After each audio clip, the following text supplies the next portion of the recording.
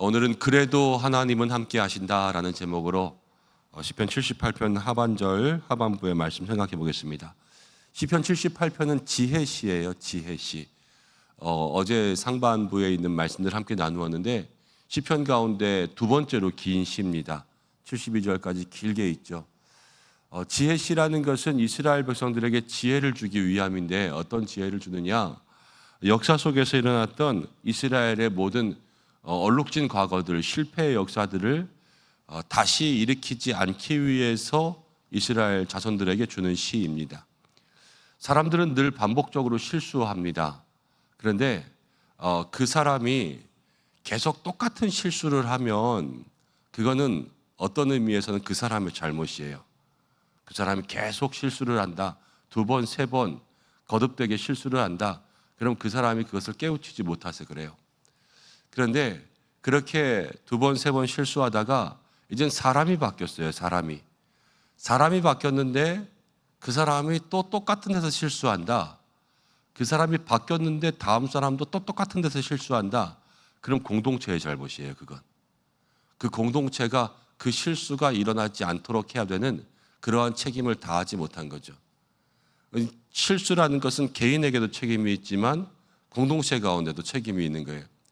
그럼 이 지혜시라는 것은 이제 이스라엘 자손이 세대가 바뀌잖아요. 이 세대가 바뀔 때 아버지의 실수를 자식이 하지 않고 자식의 실수를 또 손주가 하지 않고 그렇게 갈 수 있도록 이 역사가 되풀이되는데 그 반복되는 역사를 되풀이하지 않도록 그렇게 하는 거예요. 근데 여러분 가만히 생각해 보면 역사가 되풀이되는데 이 실패의 역사도 되풀이되잖아요. 그렇다라는 것은 모든 사람들이 이 지혜를 받아들이는 게 생각만큼 쉽지 않아요. 말하면 그렇게 하면 고칠 것 같지만 실상 많은 사람들이 그 지혜를 귀담아 듣지 않는 거예요. 그래서 잠언 가운데 보면 지혜가 너를 소리 높여 불러도 사람들이 가만히 생각해 보면 소리 높여 부르는 지혜를 귀담아 듣지 않는단 말이에요. 이 사람의 어리석음이 얼마나 큰지를 알아야 돼요. 똑똑하다 한들, 자기가 지혜롭다 한들 가만히 사람 사는 것들을 보면 늘 반복되는 실수, 동일한 자리 가운데 넘어지고 세대가 바뀌어도 똑같이 살아가는 거 보면 사람들이 지혜롭지 않구나. 그렇지만 성경 가운데 우리에게 말씀하는 것은 무엇이냐면 모든 지혜의 근본은요 하나님이세요. 하나님을 경외하고 하나님을 두려워하는 것이 지혜와 지식과 명철의 근본이라는 거죠.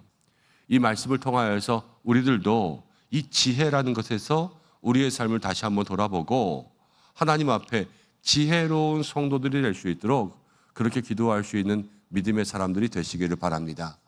이스라엘 백성들이 하나님이 지켜주세요. 역사 가운데 하나님이 계속해서 지켜주셨어요. 하나님이 지켜주시지만 이스라엘은 실패해요. 그리고 또 하나님이 지켜주시지만 또 실패해요.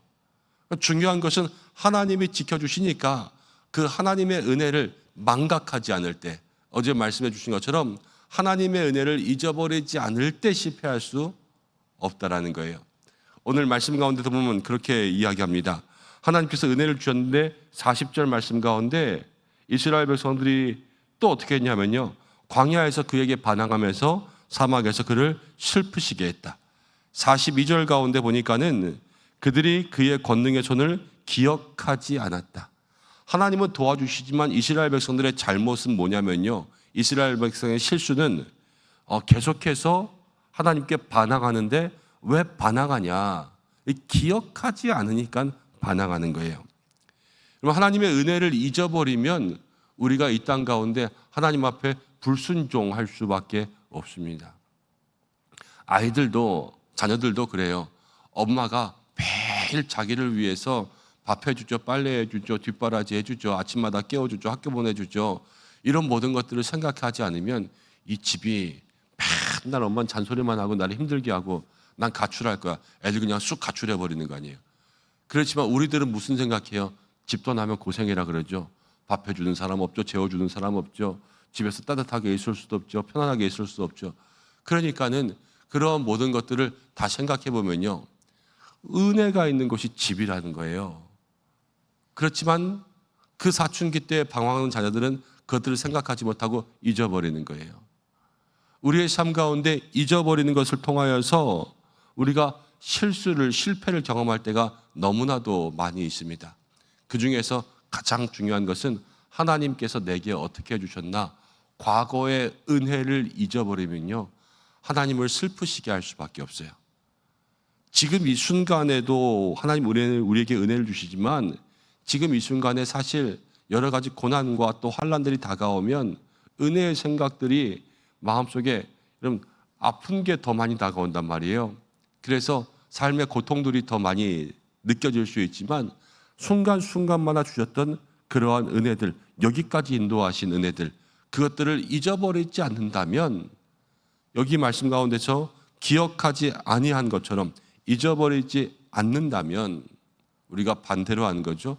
그럼 하나님께서 우리에게 주신 그 은혜들을 생각함으로 우리가 다시 한번 이 실수와 실패 역사 가운데 멀어져서 하나님을 떠나지 않는 믿음의 삶을 살게 될 줄로 믿습니다. 근데 이스라엘 백성들은요, 기억하지 않고 하나님을 슬프게 했어요. 그런데 43절 말씀이에요. 43절에 그때에 그랬으니까 이스라엘이 지금 하나님 앞에서 기억도 못하고 은혜를 잊어버리고 있을 그때였죠. 그때에도 하나님은 애굽에서 그의 표적들을 나타내신 거예요. 출애굽할 때 10가지 재앙의 이야기가 나오잖아요. 자꾸만 세상 사람들은, 이 믿음의 성도들이 하나님을 잊어버릴 때, 그러나 그때에도 하나님은 이스라엘 백성들에게 은혜를 베풀어 주신 거예요. 그래서 52절 가운데 보니까는 그가 자기 백성을 양같이 인도하시며, 53절에는 그들을 안전히 인도하시며, 55절 마지막으로 가볼게요. 그들의 소유를 분배하시고 이스라엘의 지파들이 그들의 장막에서 살게 하셨도다. 분명히 이스라엘 백성들은 하나님을 잊어버렸지만 하나님은 그들을 인도하시고 안전하게 살게 하시고 그들을 장막에 거주하게 은혜를 베푸신 거죠. 여러분, 우리는 하나님을 때로는 실망시켜 드릴 때가 있습니다.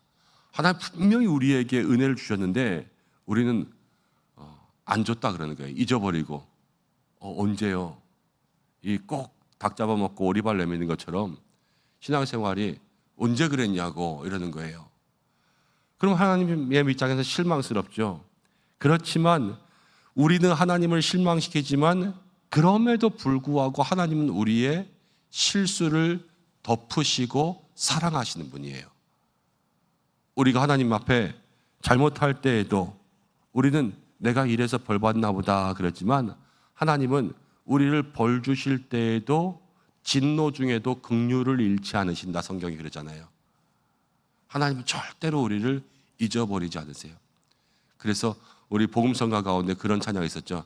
하나님 한 번도 나를 실망시킨 적 없으시고, 하나님 한 번도 우리를 떠나지 않고, 그 찬양의 후렴이 그렇잖아요. 내 너를 떠나지도 않으리라, 내 너를 버리지도 않으리라.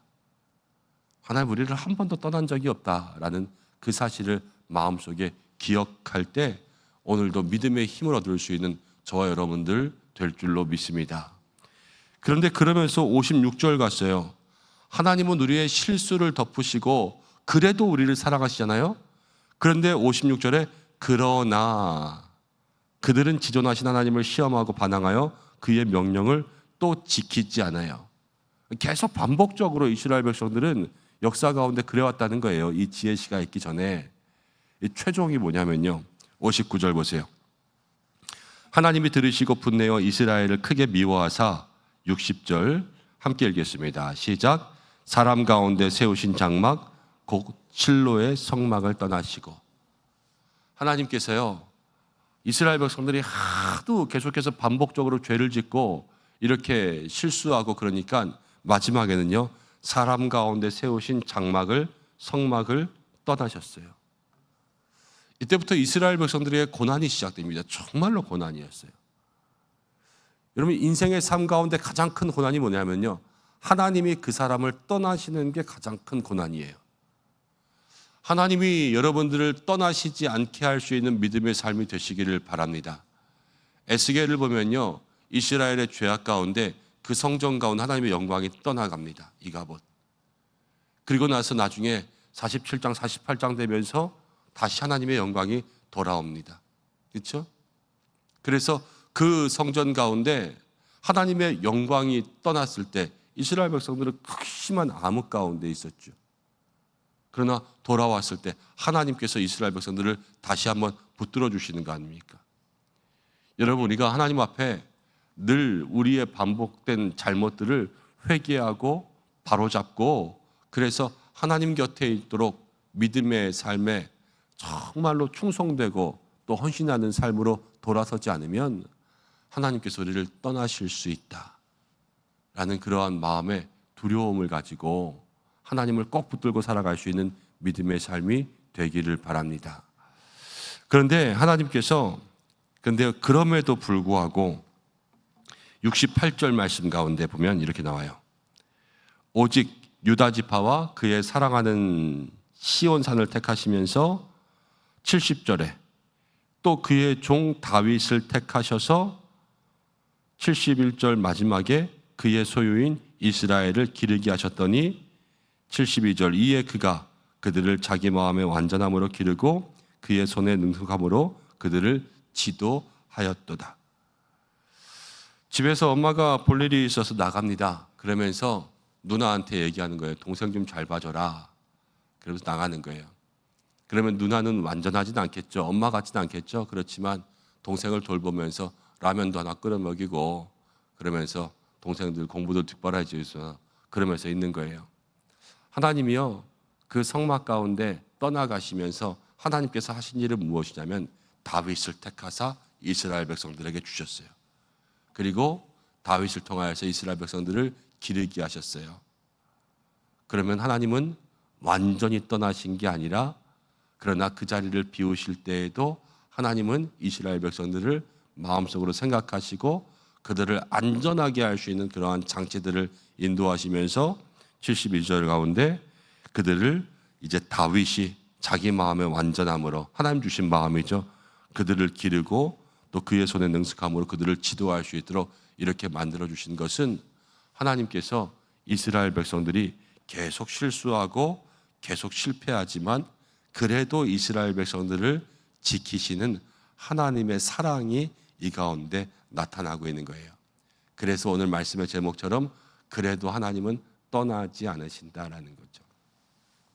여러분 가만히 생각해 보세요. 여러분들이 회사를 경영하고 있어요. 근데 직원을 뽑았어요. 근데 직원이 계속 실수해요. 계속 똑같은 데서 실수하고 뭐 장사를 하는데 장사하면서 뽑은 직원이 계속 실수해서 손해가 나고 가만둘 수 있습니까? 사실은 가만둘 수 없잖아요. 사람은요, 그 사람을 바꾸게 되어 있어요. 어쩔 수 없어요. 그런데 하나님은 그러지 않으세요. 하나님은 계속 실패해도 하나님은 우리를 버리지 않으세요. 우리가 계속 실패했다고 하나님 버리셨으면 우리는 진적 버렸죠. 우리가 하나님 앞에 얼마나 수많은 마음의 죄를 짓습니까? 그러나 하나님은 그럼에도 불구하고 우리를 붙들어 주시고 끝까지 우리를 떠나지 않으신다라는 거예요.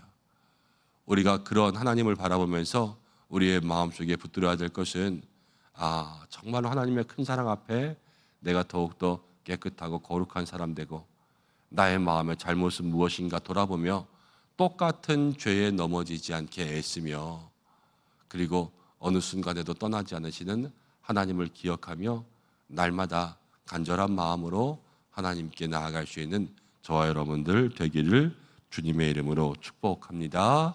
기도하겠습니다. 하나님 아버지, 고맙고 감사합니다.